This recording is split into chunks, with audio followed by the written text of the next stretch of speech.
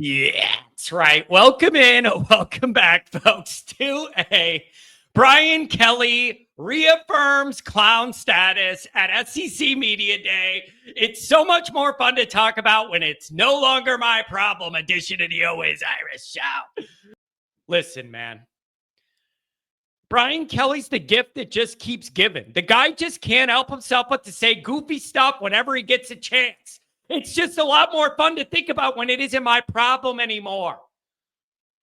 I would love to know what the LSU fans think of all of this. I would love it. That's a loyal, good fan base. A lot of tradition there. A big-time SEC program.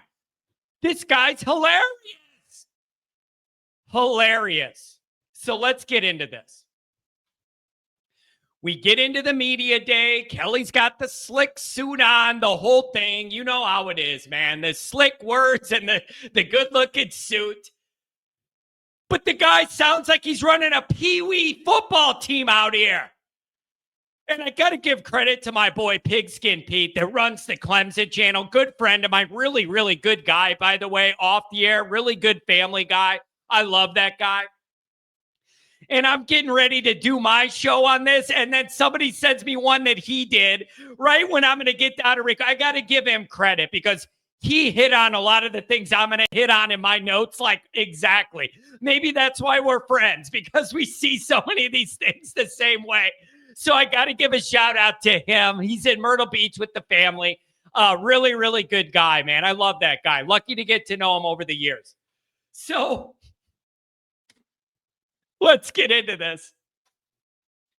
First, Kelly says beating Clemson is a, quote, specific goal. Just process that. Brian Kelly, one of his main bullet points, beating Clemson is a specific goal. I don't know about you, but you're entering motivational Rockney and my boy Leahy territory with things like that. You're telling me winning your first game is a specific goal? Build that man a statue right now. Build that man a statue right now. If you're an LSU fan, how do you react to that?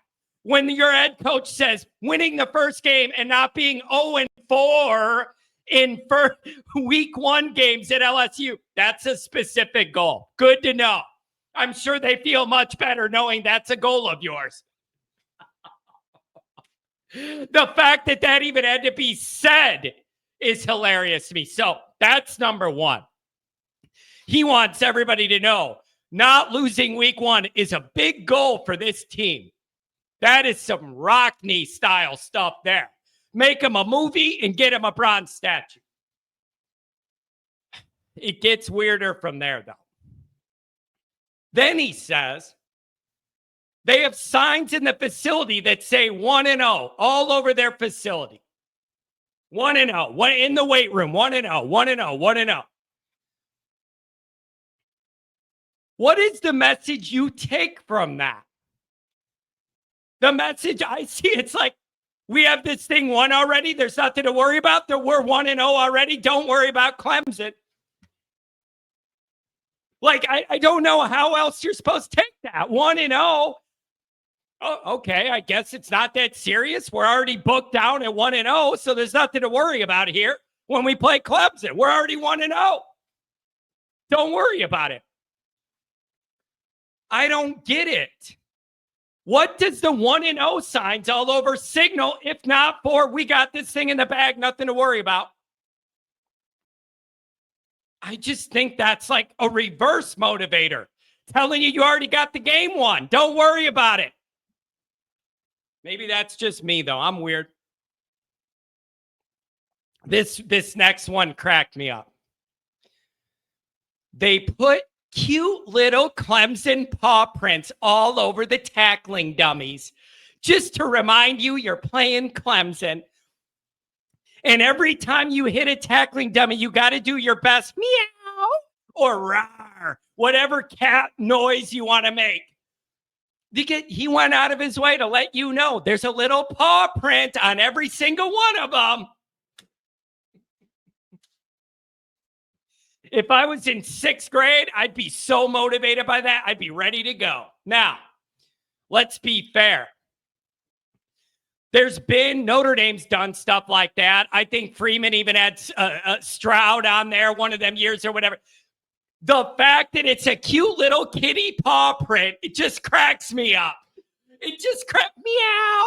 You run into the tackling dummy, meow. It's hilarious. And isn't LSU a cat too? Just, it's hilarious. How cute is that? Little paw prints, meow. Every time you hit it, you got to do your best, meow. Then he says something about Death Valley. And like, oh, I guess we'll let them have the Death Valley thing for now, whatever. Bro, Pigskin, as the Clemson guy is saying, we had that 50 years before you did. Like,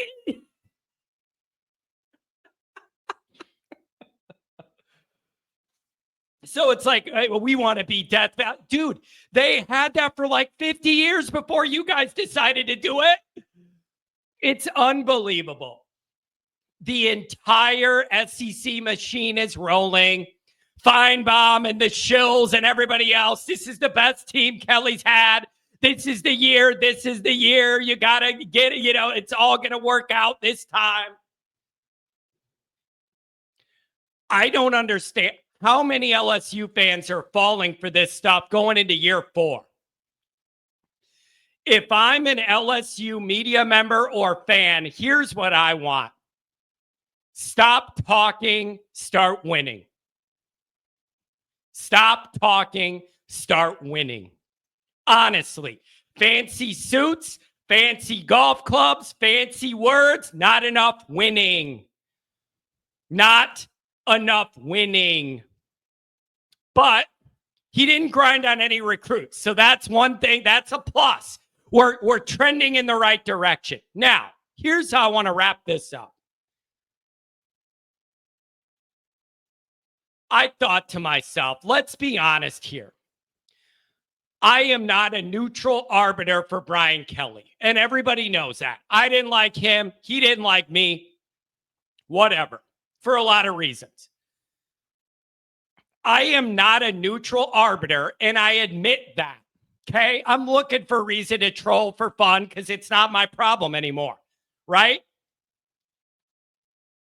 But when you look on Twitter, I'm not the only one. All these people that cover the SEC, do what I do for the SEC, they're filling Twitter with like, this is just the weirdest dude of all time. Just so it does give me some comfort. It isn't just me. These SEC outlets, the people who do what I do, a lot of them were just saying, this dude's a cornball. This is the funniest, but weirdest. The guy is just a weird personality, man. He's just a weird personality. And I'm just glad it isn't my problem. But if I'm an LSU person, stop talking and start winning. I would say I'm done believing all your fancy speeches. I don't care how good you look in this suit. You got to start winning these big games, man. You got to make the playoff. Then the biggest rumor that I got sent to me 10 times today was the rumor that Nick Saban will come out of retirement to take over the LSU job if Kelly misses the playoffs and they fire him. Saban will come out of that Jupiter mansion there on the inlet and go coach LSU and take over.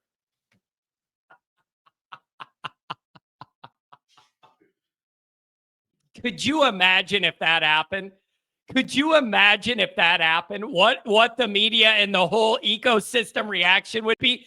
Now, I don't know if that's BS or made up or just a message board thing. McElroy, former player of his, says he has inside scoop. Whatever. That's hilarious. So if I'm an LSU person, man, spare me the cute paw prints.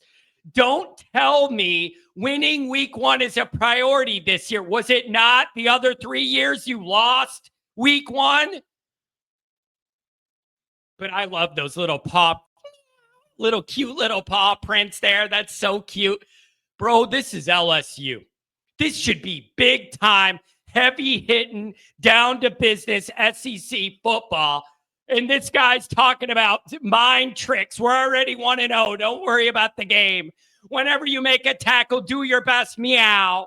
I just can't handle this guy. And I don't have to anymore. That's the best part. Have a good night. Don't forget to check out the merchandise. The link is in the description. You can browse and carouse all the different Always Irish gear. Make sure you head over there and get something for the next tailgate. Thanks for being here.